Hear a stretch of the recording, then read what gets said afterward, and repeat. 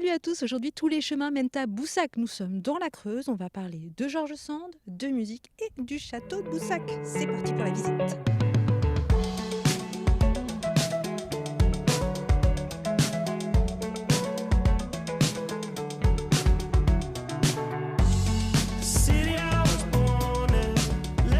Alors Bernadette, vous habitez ici depuis de nombreuses années, depuis 1965. Vous avez eu un coup de foudre.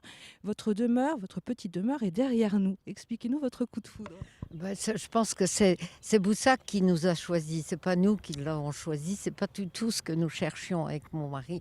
On voulait se rapprocher de nos familles puisque nous sommes de la région et nous voulions une maison basse de plein pied à petits carreaux. Puis Boussac nous a séduits. Voilà.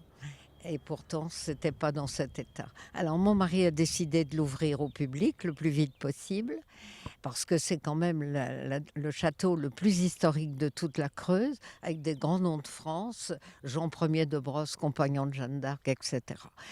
Mais là, nous sommes dans une petite chambre qu'on aime beaucoup et qui a été habitée par Georges Sand plusieurs fois, entre 1840 et 1870. Elle est venue avec Pierre Leroux, qui était maire de Boussac à ce moment-là, et elle a surtout écrit dans cette petite chambre son premier roman champêtre qui s'appelle Jeanne, qui se passe dans le château. Elle décrit une vue formidable du balcon, etc. Et c'est là aussi qu'elle décrit les tapisseries de la Dame à la licorne.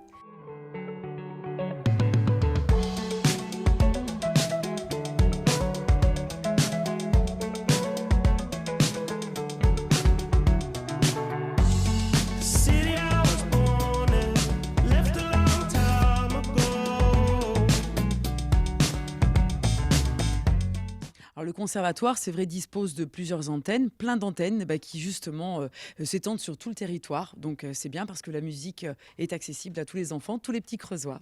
Oui, parce que normalement c'est du côté de Guéret. Là, on fait plus les kilomètres pour aller au conservatoire. C'est le conservatoire qui vient ici. Tout à fait, directement le conservatoire. Et puis, je ne suis pas la seule à enseigner sur l'antenne. Donc il y a aussi de la flûte, de la clarinette, du hautbois, de la vielle à roue et puis la formation musicale, donc nécessaire à la connaissance des notes et dictées, etc. Vous travaillez aussi avec les personnes handicapées. Oui, tout à fait. Moi, j'ai la chance de pouvoir intervenir à l'Institut médico-éducatif donc de la Roseraie, à la Souterraine.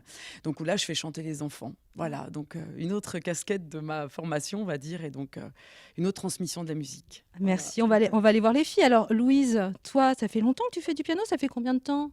5 ans presque. Presque 5 ans, mais t'étais toute petite quand t'as commencé. Oui, Elle est sympa, la prof? oui. Ouais, ça va. Je vais demander à ta sœur. Margot, elle est sympa, la prof?